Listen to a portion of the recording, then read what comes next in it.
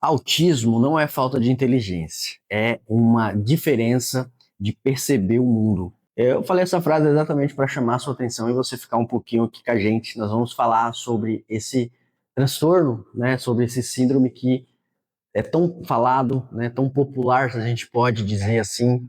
E recentemente um médico muito famoso deu uma entrevista falando que os diagnósticos de autismo estão altos, né, para não ficar redundantes.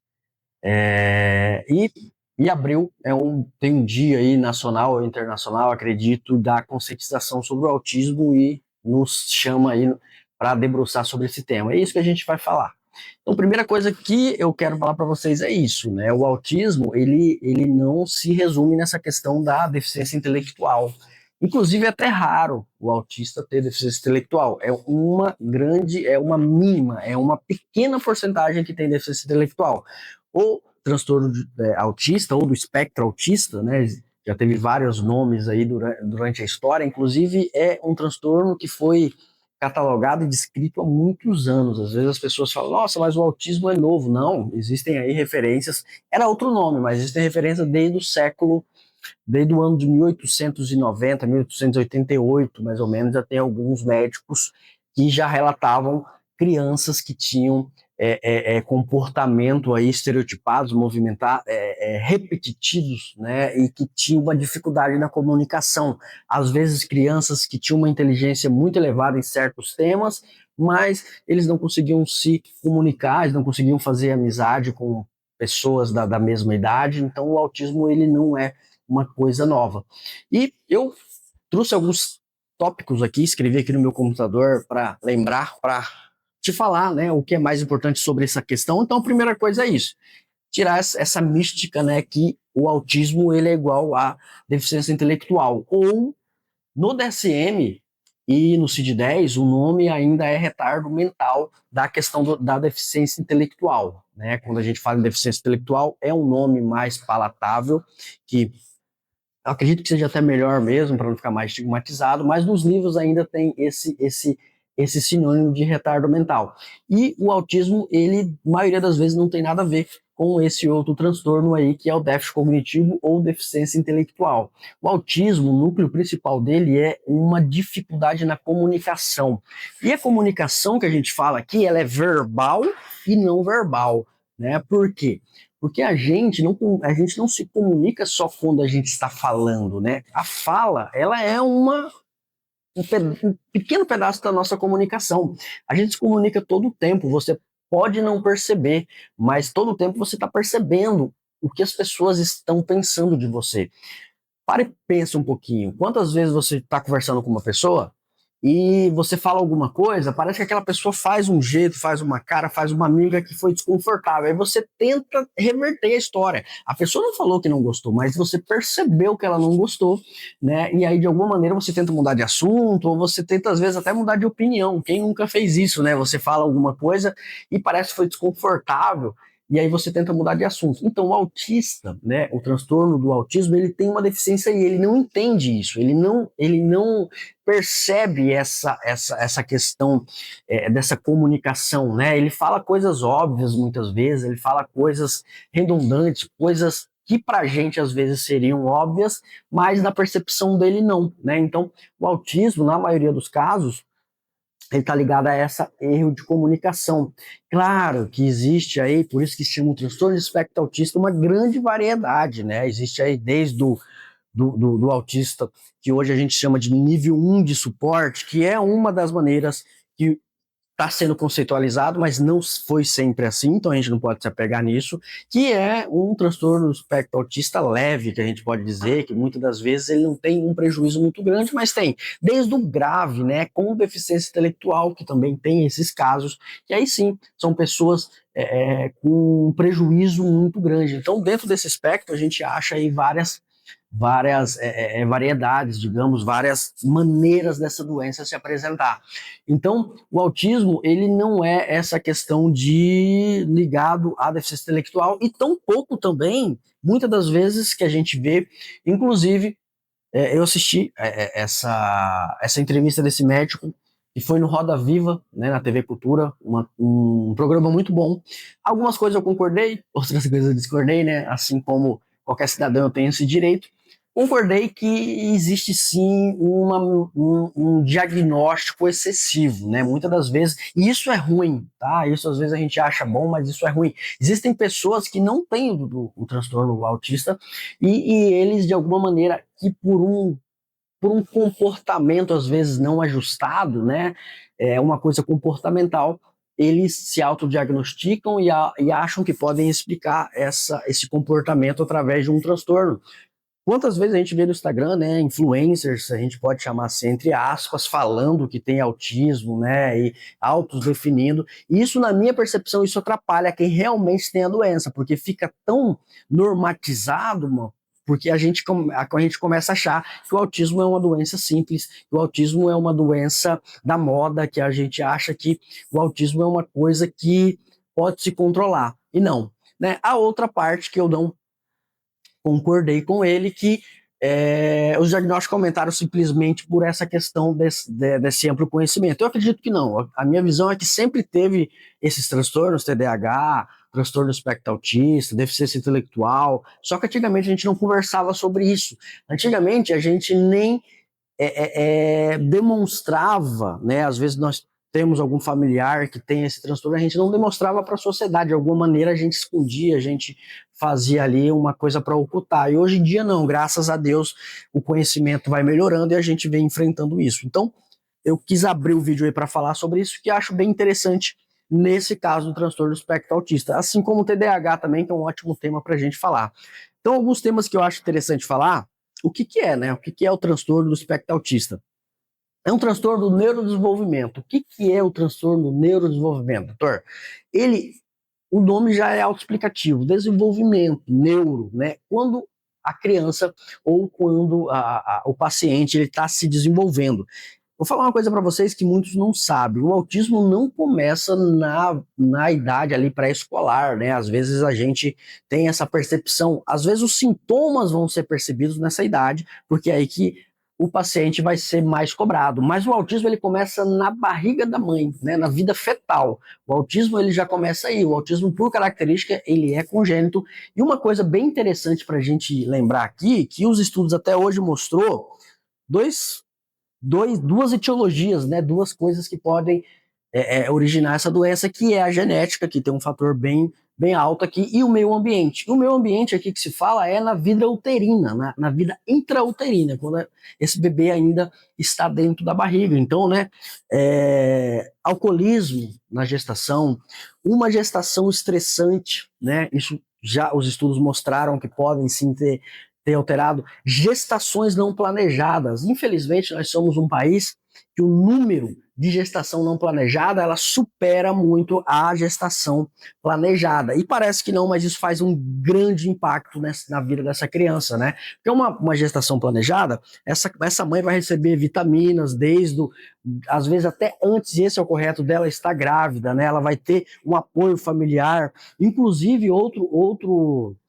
fator de risco muito elevado aí é essa questão de muitas das vezes a mãe passar por essa gestação sozinha, né? Infelizmente, outra coisa que nós somos recordistas são questões de mães que infelizmente não têm o apoio paterno, que não têm o apoio dos pais, do pai, para cuidar dessa criança. Isso impacta muito. Então, quando a gente fala de autismo, não é tão simples, né, como as pessoas acham. Ela começa, ela é gerada, digamos, ela começa a se construir ali na vida intrauterina e tem muita coisa envolvida. Não é simplesmente uma coisa comportamental que eu começo a apresentar com 40, com 50 anos. Existe sim o autismo em adultos, mas isso é raro, né? E também esse adulto provavelmente ele vai ter um prejuízo muito grande, né? Vai ter ali uma alteração na vida social dele muito grande. Não é o que a gente vê por aí, pessoas que têm milhares de amigos, várias faculdades, de repente acordam um dia porque está com preguiça de ir na faculdade, acha que tem um autismo. Não, isso daí a gente pode dizer no máximo um transtorno de ajustamento, né? Uma falta aí de adaptação da vida, certo? Outro tema interessante aqui que eu quero dizer eu já disse e falo para vocês de novo que tem duas bases aí bem interessantes, né, que os estudos mostraram até hoje, que é a base genética e o ambiental.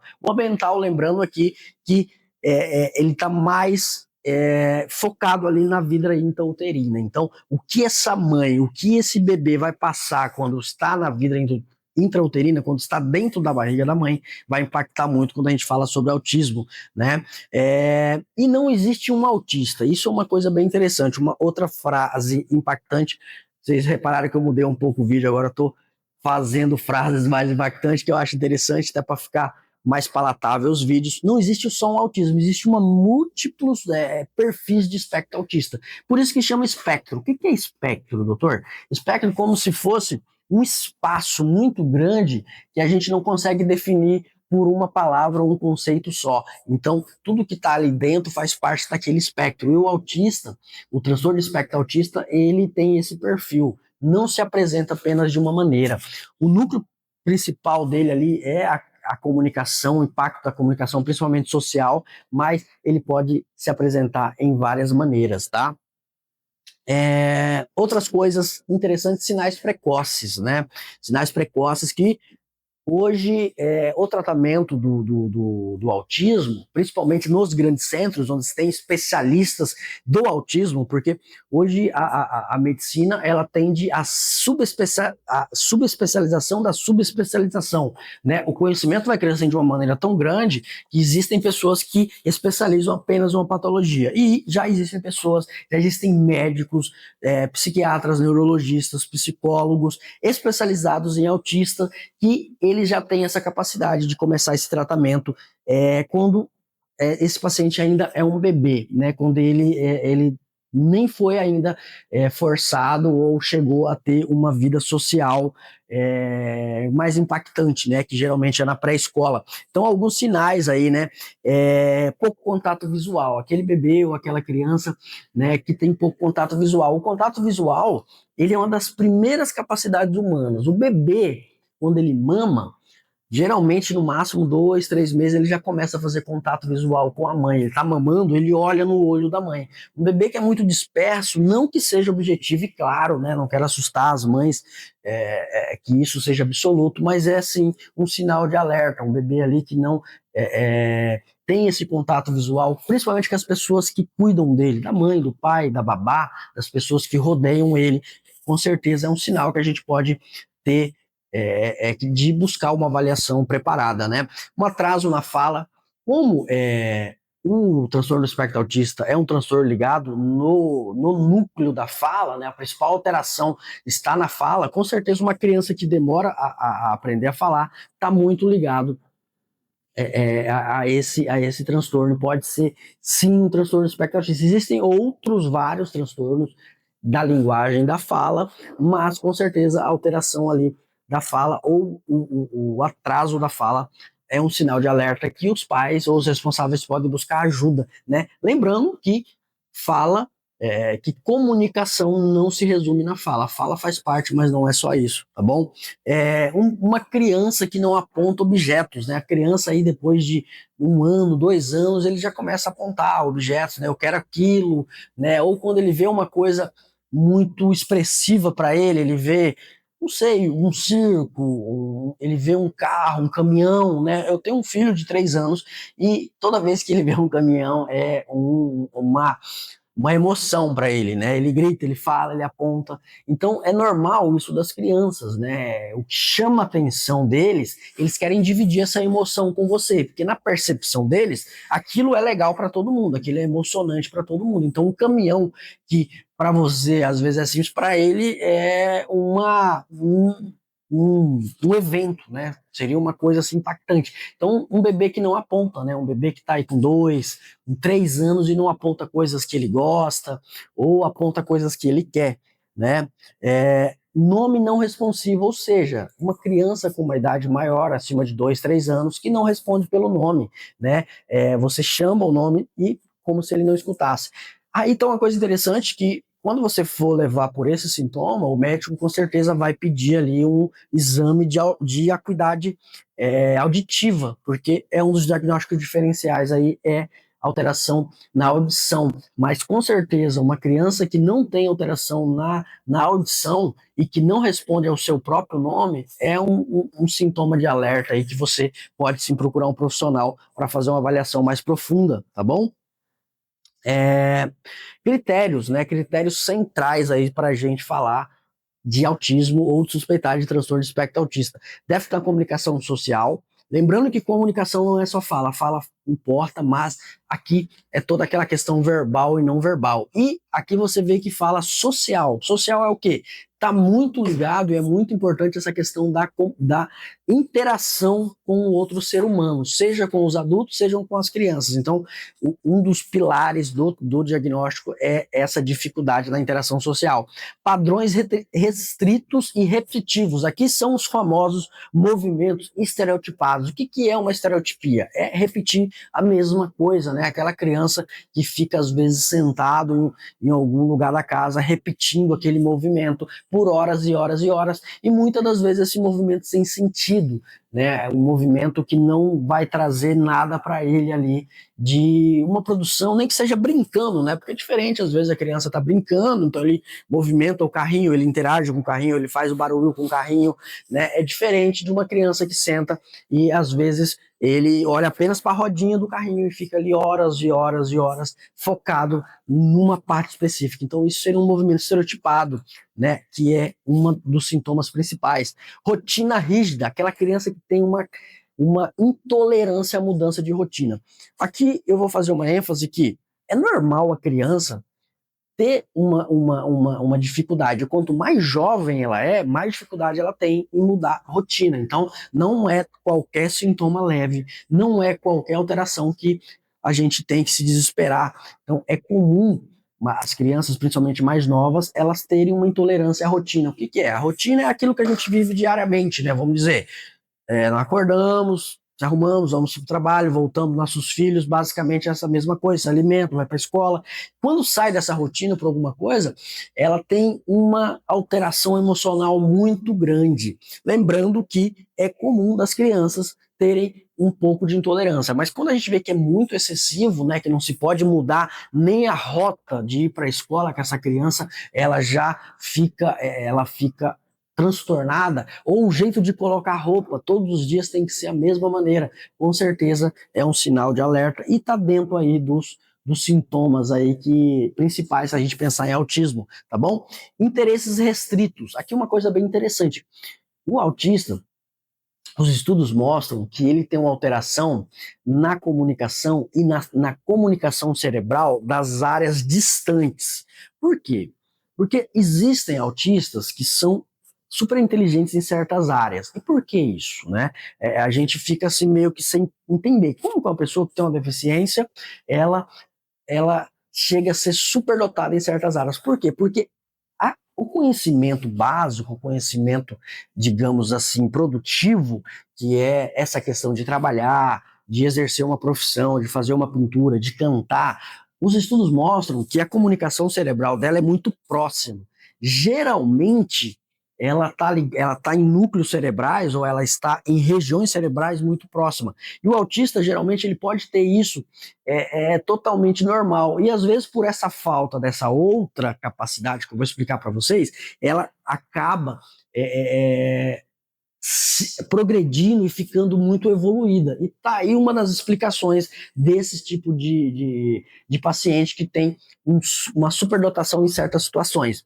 Do outro lado, a capacidade de se comunicar com as pessoas, a capacidade de interagir com o ser humano, isso daí, na literatura, é conhecido como capacidades superiores, né? Então, a nossa capacidade de interagir com as pessoas, ela está em áreas cerebrais muito distantes. Para a gente se comunicar bem com as pessoas, para a gente ser uma pessoa agradável, para a gente entender se a gente está sendo desconfortável ou não, a gente saber conversar, o nosso cérebro, ele busca ele chama, né, ele tem que interligar áreas do cérebro muito distantes. Então ele vai pegar ali o parental, o occipital, o frontal ao mesmo tempo. E aí está uma das explicações desse tipo de quadro. O autista, ele tem alteração aí, ele não consegue comunicar essas regiões distantes. Então por isso que você vai ver alguns autistas que são superdotados em um certo ponto, mas não tem uma capacidade de entender o que é uma piada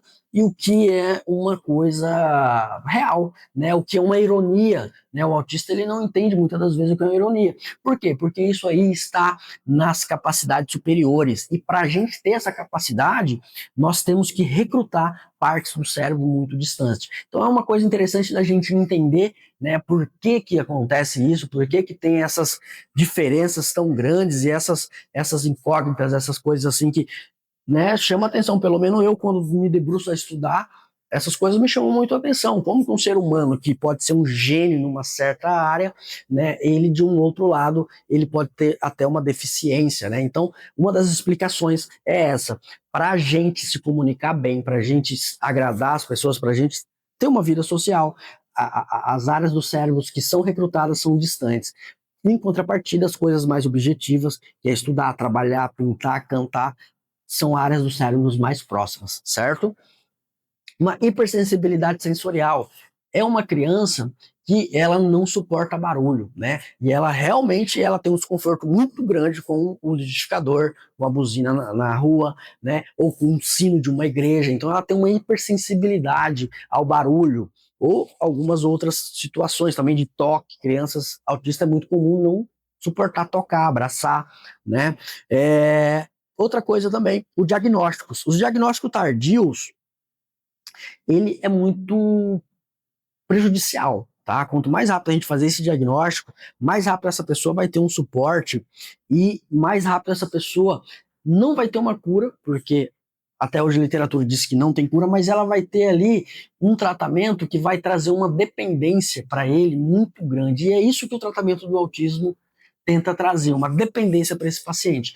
Quanto mais esse paciente conseguir ter a sua vida dentro de um padrão de normalidade, que se a gente pode dizer assim, né, a normalidade do mundo contemporâneo, do mundo de agora, e conseguir fazer suas coisas, né, e conseguir ser produtivo, conseguir trabalhar, conseguir ter uma relação minimamente de qualidade de vida, é o objetivo do tratamento. E por isso, quanto mais cedo a gente pega essa criança e esse paciente, é melhor. Existe uma coisa chamada plasticidade cerebral. O que é plasticidade? É a capacidade do nosso cérebro meio que alterar mesmo a sua forma, e não muitas das vezes anatômica, também anatômica. Existem estudos aí que mostram que algumas regiões do cérebro, elas mudam dependendo da patologia, dependendo do jeito que a pessoa vive, né? Uma pessoa que é muito estimulada, que ela lê muito, que ela vê, estuda muito, a região frontotemporal dela, que é essa parte, vai ser maior, vai ter mais estímulos, né? Em contrapartida, uma pessoa que bebe muito álcool, que usa drogas, que não estimula, vai ter regiões do cérebro atrofiadas, vai ter regiões do cérebro menores, né? Então, essa questão da plasticidade, quanto mais cedo você pegar esse paciente, mais fácil fica essa plasticidade. Então o tratamento, ele é para isso, é para modular esse cérebro de uma maneira de realmente mudar essas características e esse paciente ter uma qualidade de vida.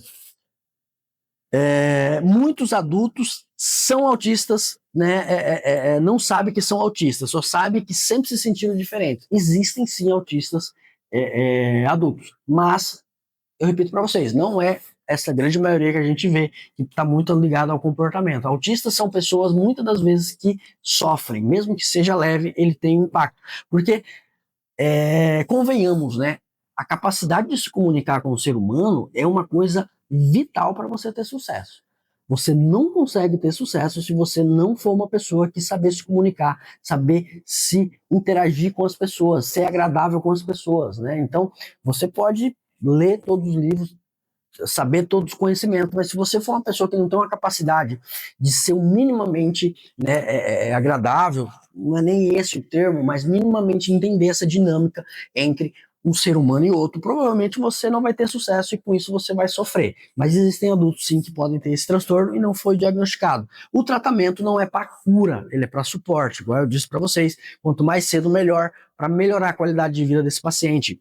Intervenções existem várias, por exemplo, a ABA, né, que é uma terapia voltada para o transtorno autista, para esse tipo de paciente. E aqui o tratamento multidisciplinar é muito importante, lembrando do fonoaudiólogo, né, que a comunicação ela é muito importante, do terapeuta ocupacional, né, porque aqui o fonoaudiólogo e o terapeuta ocupacional, eles não vão trabalhar só a comunicação verbal, né? O bom profissional ele vai trabalhar a comunicação verbal e não verbal. E isso daí com certeza precisa de um profissional capacitado, de um profissional especializado. Então, o fonoaudiólogo, o terapeuta ocupacional, ele é primordial nesses pacientes. O neuropsicólogo, o psicólogo, né? Dependendo do caso, o assistente social, né? Porque às vezes pode ser um paciente que tem uma vulnerabilidade social, tem ali um déficit social, né? Uma rede de apoio mais vulnerável. Então, com certeza, o assistente social também pode ajudar muito nesses casos. O suporte familiar, a família que entenda que seja um transtorno, que busque o tratamento e principalmente participe do tratamento. Tá? O tratamento do espectro autista, assim como a maioria das coisas quando se fala em criação de filho, não é simplesmente levar aquela criança na consulta e achar que fez sua parte. Você tem que entender o que está acontecendo, você tem que perguntar para o profissional e principalmente você tem que seguir o que foi falado naquela consulta. Né? Muitas dos pacientes, eles não melhoram, por quê? Porque a família leva no profissional, o profissional faz a consulta, mas saiu dali e não se fala mais no assunto, né? Vivem desregradamente, aquela criança que não sai da tela, aquela criança que não tem o estímulo mínimo do pai, da mãe, né? Que não tem um mínimo qualidade de vida no seu familiar. Então, o suporte familiar aqui é importantíssimo, tá? Não adianta achar que vai ter ali uma terapia milagrosa, não adianta achar que vai ter uma medicação milagrosa. Claro que ajuda muito, mas a participação de toda a família entender e trabalhar, porque é trabalhoso, é muito importante, tá? Psicofármacos, os psicofármacos aqui, eles são muito ligados a sintomas associados ou sintomas alvos. Não existe medicação específica para autismo, para transtorno do espectro autista. Desconfie de um médico que fala, tal medicação é para autismo. Isso, até hoje, a literatura ela não mostra. As medicações, elas são para sintomas associados, ou seja, se o transtorno do espectro autista deixa aquela criança mais agressiva, você vai dar uma medicação para ela ficar mais calma. Se a criança tem um transtorno ansioso, uma ansiedade muito excessiva, você vai dar uma medicação para aquilo. Alteração no sono é muito comum, então você vai dar uma medicação ali para melhorar o sono. Mas o núcleo do autismo não tem uma medicação até hoje, possa ser que seja inventada, né, de hoje para amanhã, mas até hoje não tem nenhuma medicação que a gente possa falar, essa medicação é para o autismo, certo? A conclusão, o diagnóstico precoce muda a trajetória, então quanto mais rápido você fazer esse diagnóstico, melhor. Reduz o estigma, né? Entender que é um transtorno médico, então tem que ter o profissionalismo, tem que ter a seriedade, tem que ser profissionais que realmente estejam capacitados e que fazem isso bem, né? A questão do interesse familiar, né? O interesse familiar legítimo, aquela família que realmente quer entender o caso e quer mudar esse padrão e às vezes mudar um padrão familiar, melhorar um relacionamento, tá bom? E se você é suspeito de uma criança, não espere, né? Quanto mais rápido você levar, provavelmente mais rápido será feito esse diagnóstico, certo? E seria isso daí. Mais ou menos um resumo rápido sobre o transtorno do espectro autista. Espero que vocês gostem. Com certeza, daqui uns dias estaremos de novo por aqui. Valeu!